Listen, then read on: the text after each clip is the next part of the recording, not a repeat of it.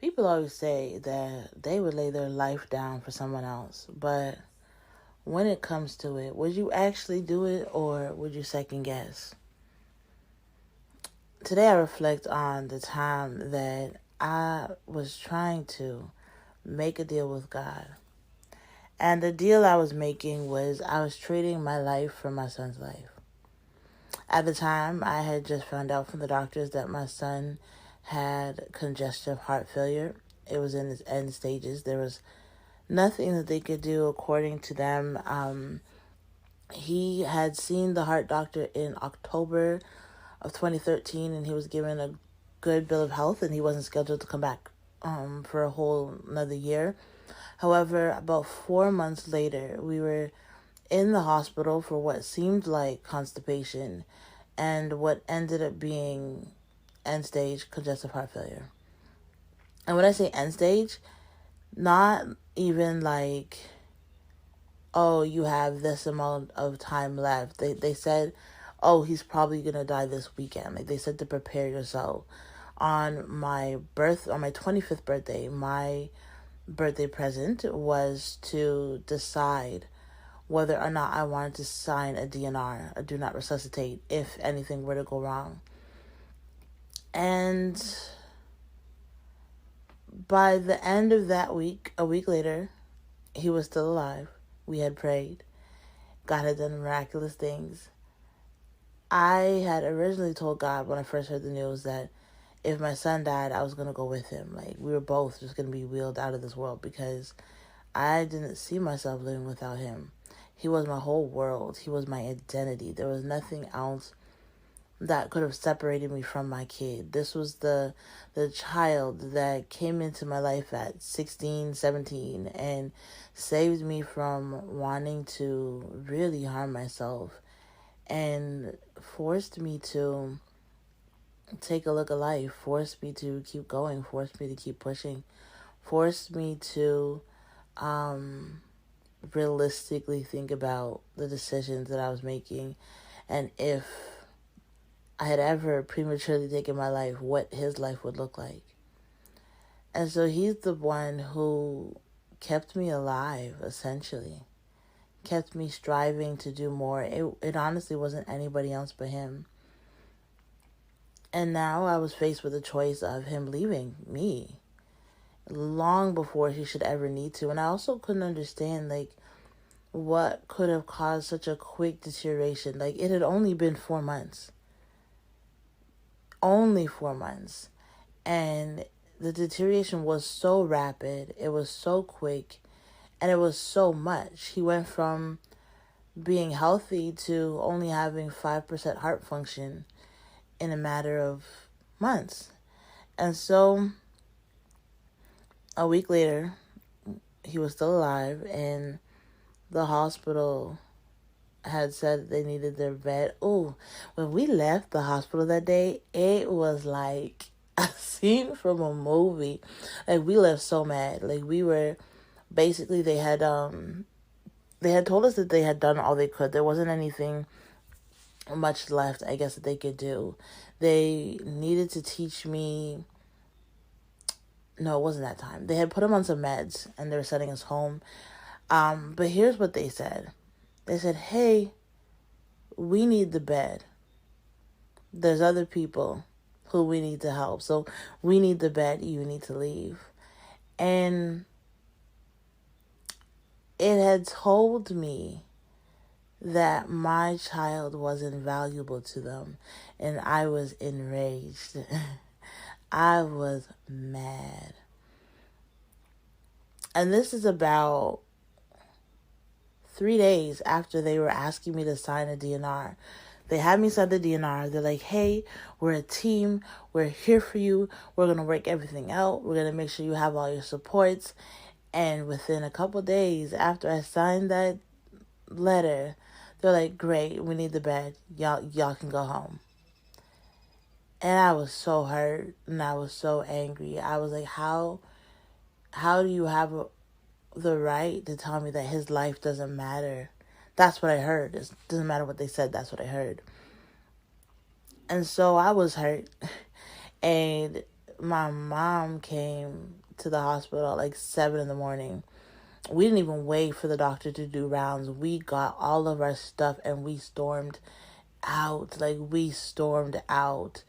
And we were just like, we weren't cussing nobody, but we weren't happy. We weren't happy and we weren't all that friendly. Because, like, how insulting is that? That you just found out that your child is, as they said, scheduled to die. You're still trying to process everything. You have a week in the hospital. They haven't even really, like, figured out everything. But they're like, hey, we need this bed for somebody else. Y'all need to go. They made us feel like we were taking up space. Taking up space when we were just as entitled to healthcare as any other person. Because of the underlying Duchenne's muscular dystrophy, they were not focused on trying to get him a new heart, trying to put him on a transplant list. For them, it was like, well, what's the point? He already has a disease that has condemned him. So why would we do this for somebody whose chances are slim? Man, hospitals are a trip sometimes. But nonetheless, I had gone home. I had asked people to come and pray out my apartment, making sure that the environment was safe, was sweet, was peaceful. And I had one of the girls who had prayed with me earlier that week come over, and we were talking, chopping it up, and we were talking about God. Because you see, I knew who God was. He was the man that I went to church and saw. He was the spirit that, or the father that I felt didn't really care for me, didn't really care about me. The one who cared about sinners, but not the pregnant ones. The one who was so disappointed in who I was. But loved me, right? The God who my parents went to church for 7 days a week, and the reason I didn't get to see my earthly daddy as much. And so I knew God. I knew that when things get rough, he was somebody we prayed to. I knew that going to church and singing gospel songs made me feel good, and I loved it.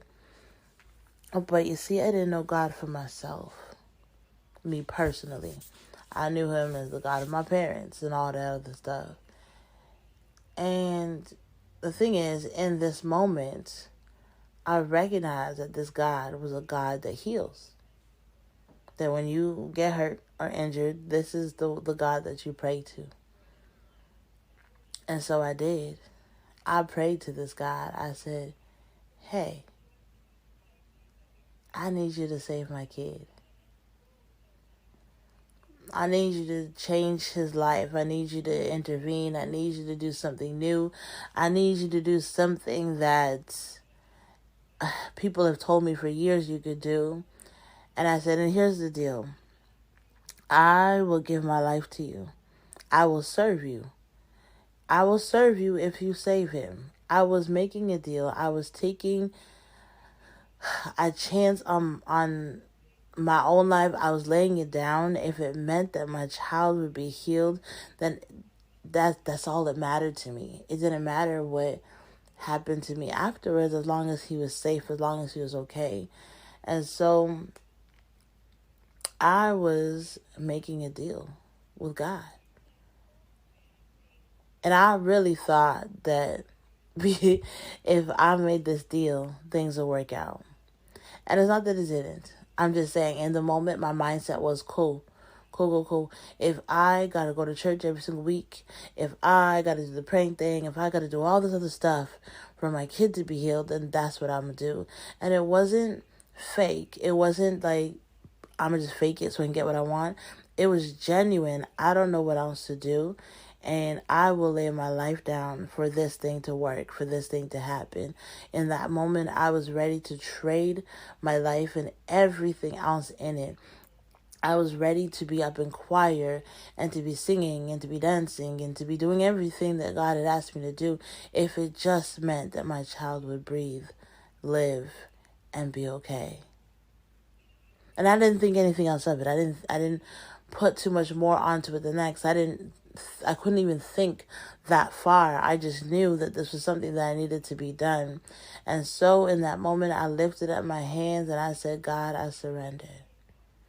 I give my life over to you. I repent for everything that I've done. I accept that you are Jesus. You are the Lord and Savior. You are the Son that died for my sins.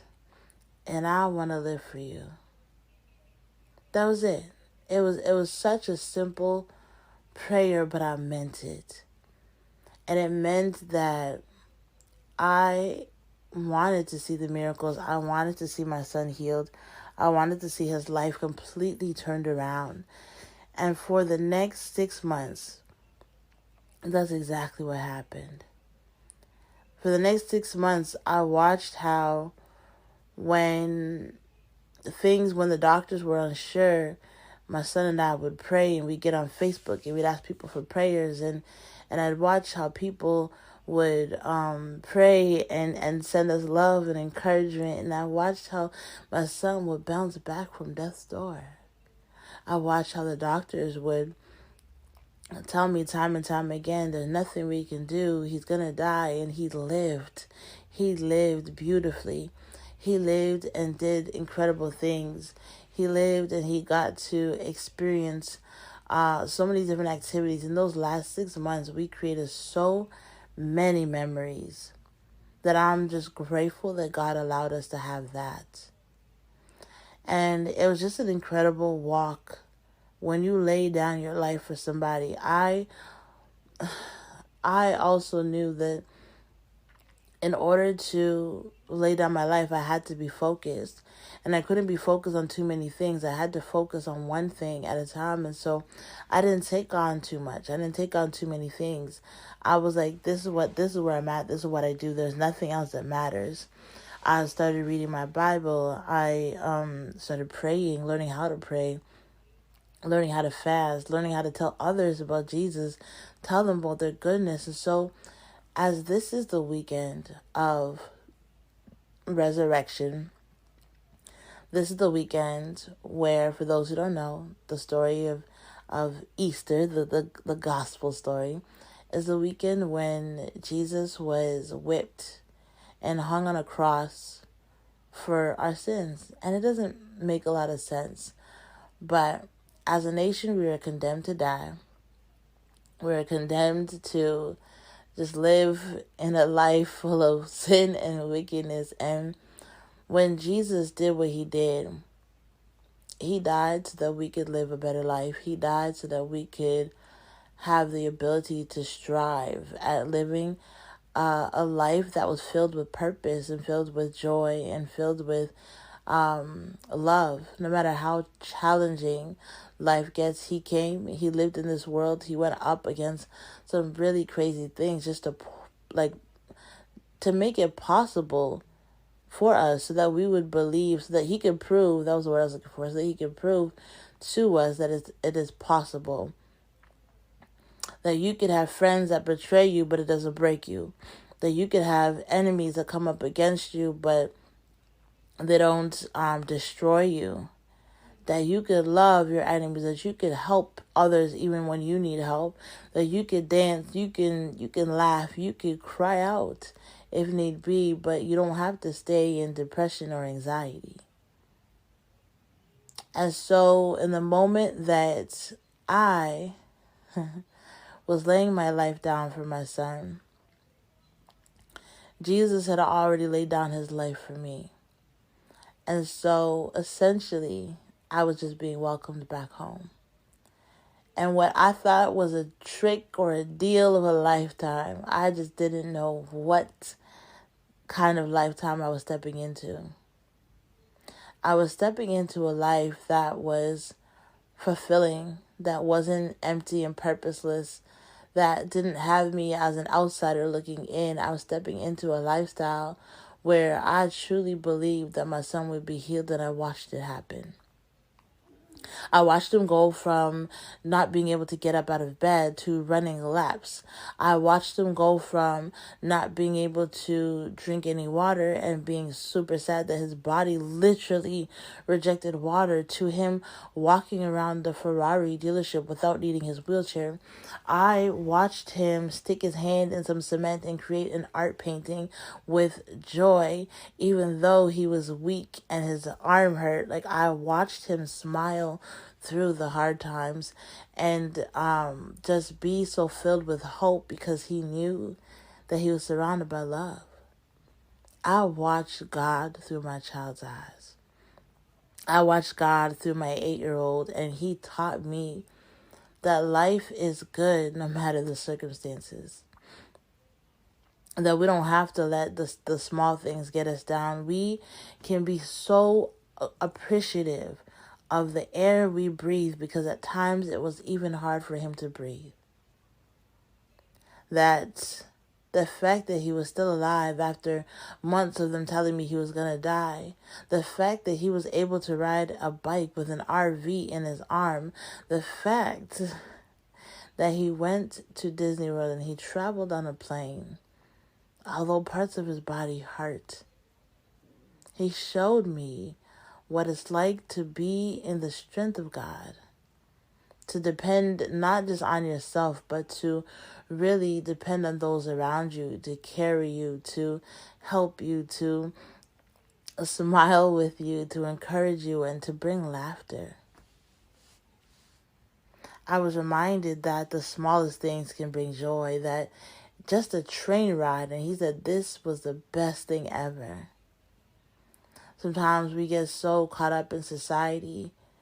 Sometimes I get so caught up in society, over the bills due, over this due, over that due, that I don't stop to remember the good things, the small things, the important things. That the day I laid my life down was one of the best decisions I could have ever made. The day I said yes to God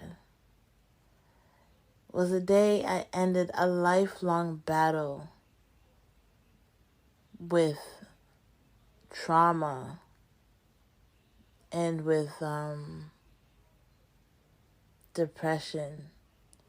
And that's not to say that the minute I said, hey God, I give my life to you, the depression was gone. No, I still had to work through it, but the possibility, that's the thing. I didn't have hope before.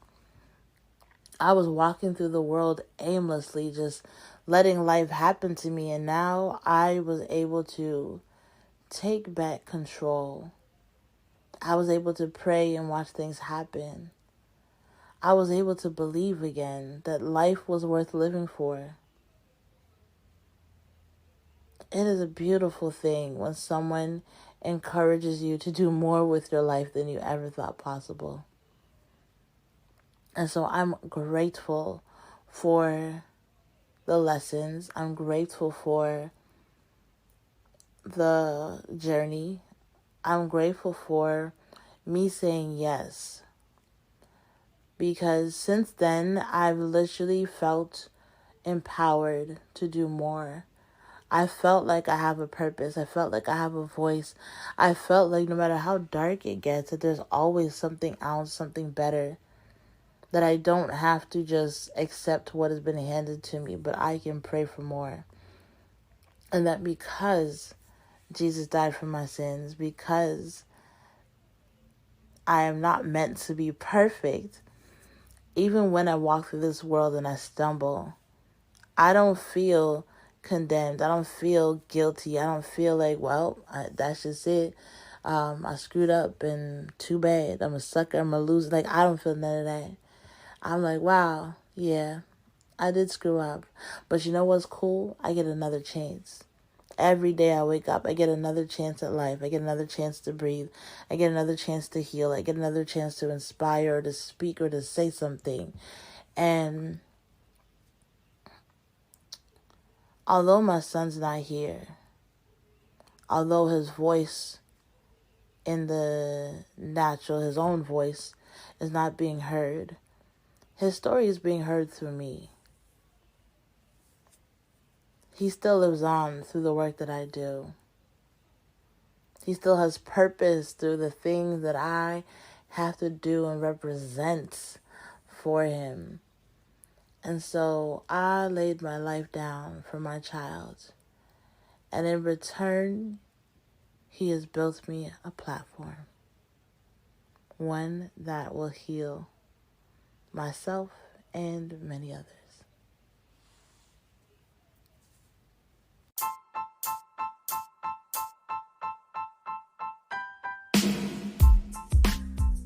Hey, thank you so much for listening to the Lips and Language podcast. My name is Kola. I am so excited that you are here. If anything I said today resonated, then get in touch with me. I have an amazing mentorship program. It is for those who feel misunderstood, overwhelmed, going through grief. It is truly an amazing time. If you want more info, hit my website, lipsandlanguage.com.